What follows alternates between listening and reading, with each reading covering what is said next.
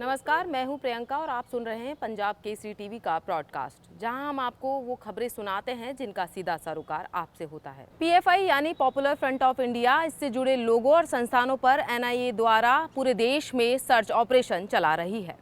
Rajasthan, Bihar, UP सहित कई राज्यों के करीब 100 से ज्यादा ठिकानों पर रेड डाली गई। इस सिलसिले में पीएफआई के राजस्थान हेड आसिफ को केरल से, उदयपुर से 2 और कोटा बारा से एक संदिग्ध हिरासत में लिया गया है। इनसे पूछताछ की जा रही है। खास बात यह है कि एनआईए को बच्चों को टेरर ट्रेनिंग देने की इनपुट भी मिले थे। जयपुर में लालकोठी के पास पीएफआई कार्यालय में सर्च किया। इस दौरान एनआईए को यहां से दस्तावेज, झंडे और किताबें मिली। सूत्रों के मुताबिक 12 जिले के सादिक शराफ को भी राउंड अप किया गया है। इस कार्रवाई में एनआईए के साथ ईडी भी शामिल है। फिलहाल दोनों संस्थाओं की ओर से इस पर कोई ऑफिशियली जानकारी नहीं दी गई है। इस मामले को लेकर बात की गई है मीडिया सचिव ताज मोहम्मद पठान से। जानते हैं क्या है पूरा मामला। राजस्थान की पीएफआई संगठन ऑफिस पर केंद्रीय एजेंसियों ने छापेमारी की है, तो इसके बारे में आपका क्या कहना है सर? जी, पॉपुलर फ्रंट ऑफ इंडिया पर जो है राजस्थान में ये छापेमारी की गई है, इसका हम कड़े शब्दों में निंदा करते हैं, क्योंकि ये सरकार जो है लगातार पॉपुलर फ्रंट ऑफ इंडिया को बदनाम करने के लिए इस तरह की साजिशें कर रही है। इससे पूर्व में भी ये राजस्थान में ही नहीं बल्कि पूरे इंडिया में भी कई बार ईडी और एनआईए की छापेमारी हुई है। पहले भी राजस्थान में ईडी की छापेमारी हुई थी। लगातार इस तरह के झूठे आरोप जो है पॉपुलर फ्रंट पर लगते गए हैं, लेकिन कभी भी आज तक एक भी आरोप साबित नहीं हुआ है। तो हम लोग जो है इस जो आरोप है उसकी कड़े शब्दों में निंदा करते हैं। और सरकार क्या बौखला रही है, पूरे इंडिया में पॉपुलर फ्रंट ऑफ इंडिया ही एक ऐसा सबसे स्ट्रॉन्ग जो है अपोजिशन है जो गवर्नमेंट की सारी जन विरोधी नीतियों के खिलाफ आवाज उठाता है मजबूती से। तो इसी वजह से सरकार ईडी और एनआईए को जो है इस्तेमाल गलत तरीके से संगठन के खिलाफ इस्तेमाल कर रही है। तो सर, एनआईए का कहना है कि उन्हें संगठन में टेरर फंडिंग और कैंप चलाने के इनपुट मिला है, तो उसके बारे में क्या कहना चाहेंगे? जी, आप ही जस्ट ये आरोप है, इससे पहले भी आप देखिए पॉपुलर फ्रंट पर कितना करोड़ों रुपए का विदेशी फंडिंग और इतने आरोप एनआईए ने आज से 2 साल पहले लगाए हैं। आप बताइए उस आरोप में क्या मिला है? और सिर्फ पॉपुलर फ्रंट पे ही क्यों, अब तो अभी जो देश में आप देखिए आरएसएस है, और जो अभी बयान आया आपने देखा, एक शिंदे का बयान आया, उसने कहा आरएसएस को बम ब्लास्ट करने की इसकी ट्रेनिंग देते हैं उसके कार्यकर्ताओं को, और कंटिन्यू इन दूसरे जो संघ परिवार खुलकर हथियार बांट रहे हैं, अवैध हथियार, और देश के कई दंगों में नाम है। और इन दूसरे तमाम इश्यूज पर कहीं भी एनआईए ईडी नहीं, सिर्फ और सिर्फ पॉपुलर फ्रंट को निशाना बनाना मकसद है उनका।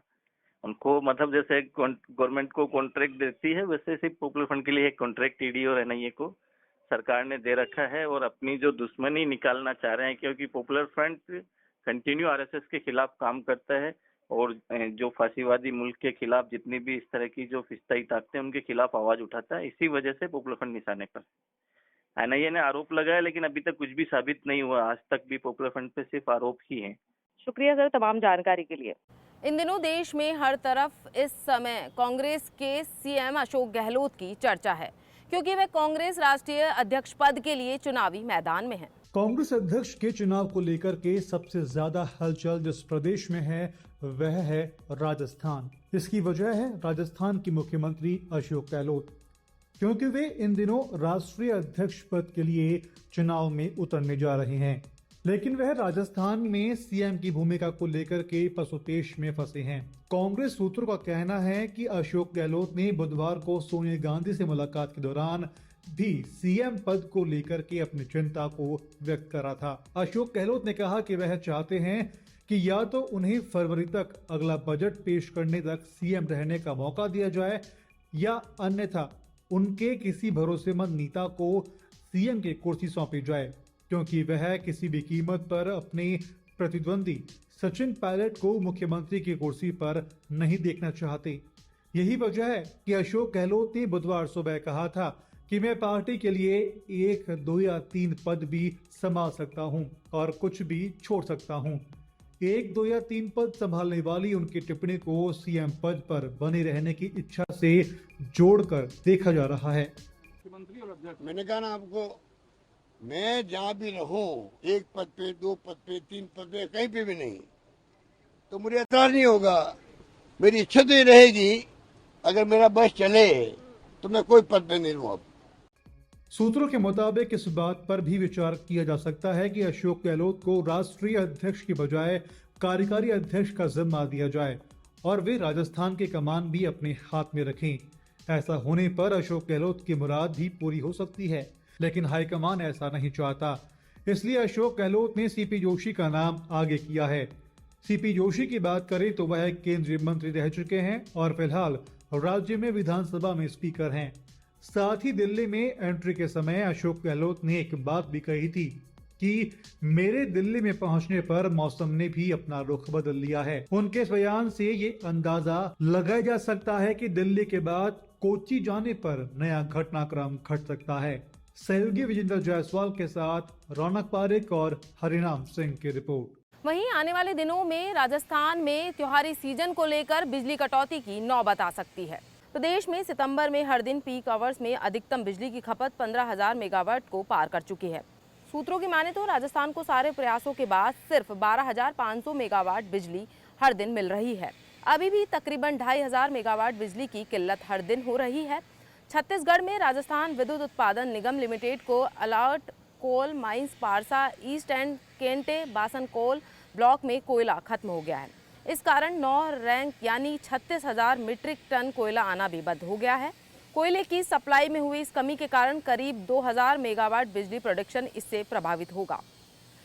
ट्रेन की एक रैक में 4,000 मीट्रिक टन कोयला आता है। प्रदेश के सभी 6 थर्मल प्लांट्स में केवल 11 दिन का ही कोयला स्टॉक में बचा है।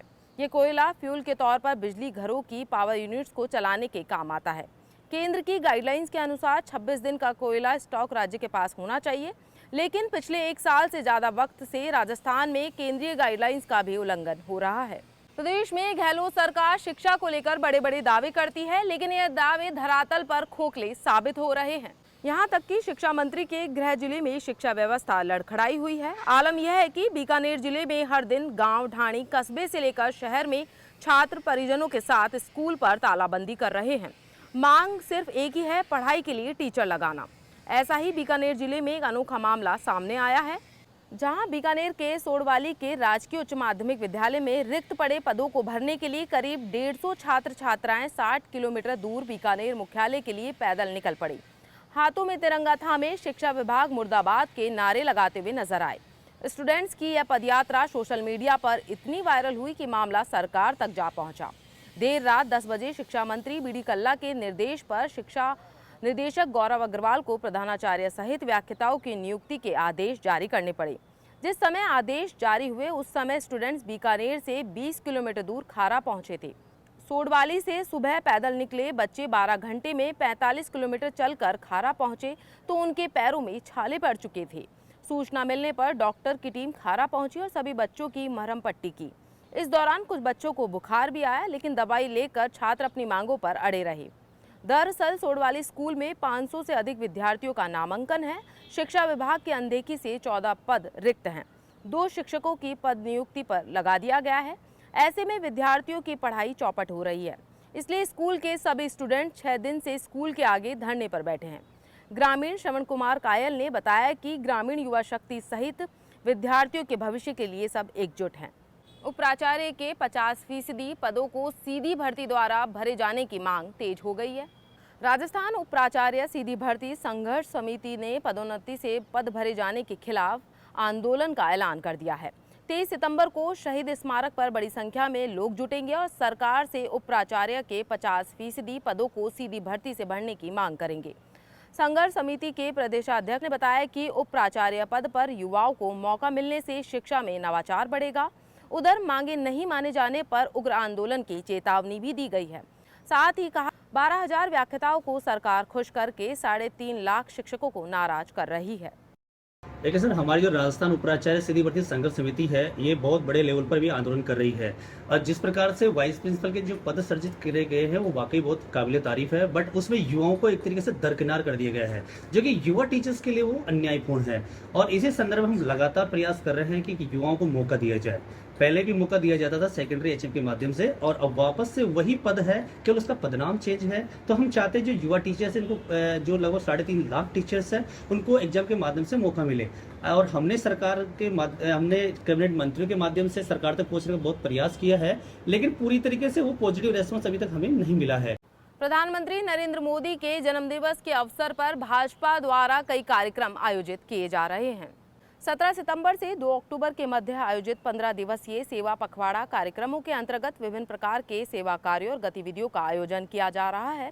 इसी कड़ी में केंद्रीय मंत्री अर्जुन राम मेघवाल ने आज सुदर्शना कला दीर्घा नागरी भंडार में प्रधानमंत्री मोदी की जीवनी, गुजरात के मुख्यमंत्री के रूप में उनके कार्यकाल और उनके नेतृत्व वाली केंद्र सरकार की जन कल्याणकारी योजनाओं और उपलब्धियों को प्रदर्शित करने वाली फोटो प्रदर्शनी का फीता काट कर उद्घाटन किया।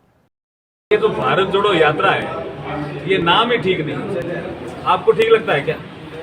भारत कहाँ टूटा हुआ है जी? पहले तो भारत तो जुड़ा हुआ है जी, और भारत जिस समय टूटा था 1947 में, तो जहाँ टूटा वहाँ यात्रा करनी चाहिए थी। भारत जोड़ो तो बहुत मतलब हुआ ना। एक तो नाम गलत, और फिर उसमें जिस तरह का विषय आ रहा है, क्या दिखाना चाह रहे हैं जी? किससे मिले हैं ये रास्ते में? तो देश का विरोध करते हैं, उनसे मिलकर के क्या संदेश देना चाहते हैं? फिलहाल खबरों में अभी के लिए इतना ही। आप सुनते रहिए पंजाब केसरी टीवी राजस्थान का ब्रॉडकास्ट।